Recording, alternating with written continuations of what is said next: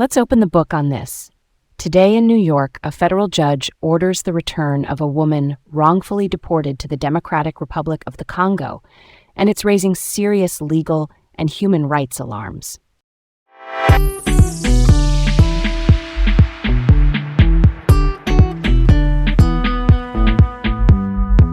All right, let's set the stage for this one. Hi, I'm Garrett. And I'm Leah. Welcome to Laid Back Local, the news of the day with Leah and Garrett in New York City. First up, a federal judge has ordered the U.S. government to bring back Adriana Maria Quiroz Zapata, a 55-year-old Colombian national, after she was wrongfully deported to the Democratic Republic of the Congo on April 16th. The DRC, the Central African nation also called Congo-Kinshasa, had already refused to accept her because their hospitals could not support her complex medical needs, including diabetes with severe complications. An immigration judge in 2024 had ruled that she could not be sent back to Colombia because she faced a risk of torture there. Despite that, she was flown out, and now Judge Richard Leon, a federal judge in Washington, D.C., says she must be returned to the U.S. Her family and her attorney are coordinating with U.S. Rep. Rob Menendez, a New Jersey congressman, to make it happen. ICE, U.S. Immigration and Customs Enforcement, did not respond to questions about this specific case. Garrett, why would they send her to the DRC if the country said no and the medical care wasn't there? Yeah, that's a curveball.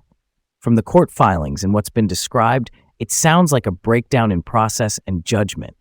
Bottom line, deporting someone to a country that won't accept them, especially when a judge has already said Colombia is off limits due to the risk of torture, is a legal and ethical faceplant. We're talking about adherence to court orders and basic duty of care. Those aren't optional.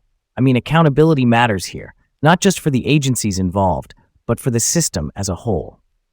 The judge's order now forces the government to spell out how they'll bring her back. That's a solid step toward fixing a serious misstep. All right, let's roll on. Next up, a fire in one of the East River tunnels on Thursday night is still rippling through the morning commute. For context, those tunnels are owned by Amtrak, the National Passenger Railroad. They connect Queens to Manhattan under the East River and carry both LIRR, the Long Island Railroad, and NJ Transit trains. The fire knocked one tunnel out of service and slowed another.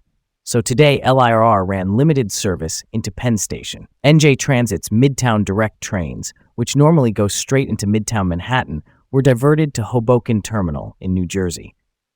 Amtrak says crews are at work around the clock to bring full service back, but delays up to about 40 minutes hit parts of the Northeast Corridor, which is the main rail spine from D.C. through New York to Boston. This all lands a day before a possible LIR strike, which is not ideal timing for anyone. That's so wild. For commuters in Queens, Nassau, Suffolk, and New Jersey, that's a lot of whiplash. A tunnel fire is the kind of event that exposes what we mean by an aging system. Basically, older infrastructure means more things can break and take longer to fix. When redundancy is thin, one failure hits thousands of people. So modernization, meaning new tunnels, better power and signal systems, and clear emergency playbooks, has to be more than a plan on paper. It's a daily quality of life issue for the city and the region. Next up, bus riders. This one's for you. The MTA's stepped-up fare enforcement is slowing buses, and it's got riders frustrated. The agency is deploying Eagle teams, which are specialized fare inspectors, to stop buses and check whether everyone paid.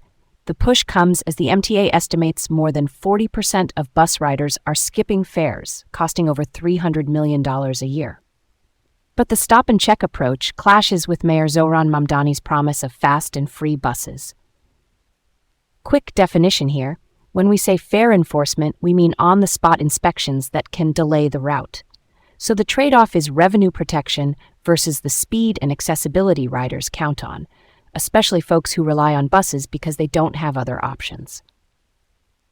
Yeah, that hits different if you're waiting in the rain on Nostrand or Fordham Road. Not gonna lie, pulling a bus out of rhythm to check everyone's MetroCard or Omni payment kind of kneecaps the whole point of bus service, which is to be quick and predictable. I get the revenue problem. $300 million is real money. But if the fix makes buses slower, you might lose riders and end up chasing your tail. There's room here to pilot solutions. More off-board payment, all-door boarding, targeted enforcement at hotspots. Basically, do it in a way that keeps buses moving and doesn't punish the 60% who do pay. Let's keep it chill and design around the rider. Next up, the LIRR could shut down at midnight if the MTA and 5 unions don't reach a deal. The unions are asking for a 5% raise. The MTA has offered a one-time $3,000 lump sum instead. If talks fail, it would be the first labor shutdown since 1994 and could disrupt more than 275,000 weekday riders. The MTA says it has 275 buses lined up as a contingency, but a few hundred buses can't replace a railroad. Quick definition: a labor shutdown here means unionized workers stop service to leverage contract negotiations, which is legal in this context, but obviously a last resort. Real talk, rider chaos helps no one. Workers need fair pay and the public needs reliable service. When negotiations hinge on a percent raise versus a one-time payout, the long-term math matters. A raise compounds over time. A lump sum does not. Balancing fiscal responsibility with retention and safety, the basics of running a railroad, has to be front and center. I'm hoping both sides find that middle ground before midnight. Last up, a sobering snapshot of affordability in the 5 boroughs. A new report from the Urban Institute, a nonpartisan research think tank, says 6 out of 10 New Yorkers can't cover basic living costs and fall short by an average of $40,000 a year. Kids are hit hardest, with about 73% living in families that don't meet the threshold. Single parents are most affected. Around 90% don't earn enough. The Bronx shows the highest rate of economic insecurity, with roughly 3 out of 4 families below the line. The report follows the city's own study of the true cost of living, and it's sparking calls for more affordable housing, better childcare support, and policies that reflect what groceries, rent, transit, and healthcare actually cost here. Quick note, when we say basic standard of living, we mean rent, food, utilities, transportation, childcare, and medical needs, not luxuries. Yeah, that's something to chew on, huh? If families need about $160,800 a year to make ends meet in the city, then wages, rent, and childcare costs are clearly out of sync. I'm down for ideas that scale. More housing where people actually want to live, childcare credits that hit working parents' wallets fast, and job pipelines that pay well without a 4-year degree. When most households are underwater, it's not just individual stress, it's an economy with the parking brake on. All right, that ties it up nicely. And that's it from us here at Laid Back Local, the news of the day with Leah and Garrett in New York City. Have a great day and join us again tomorrow.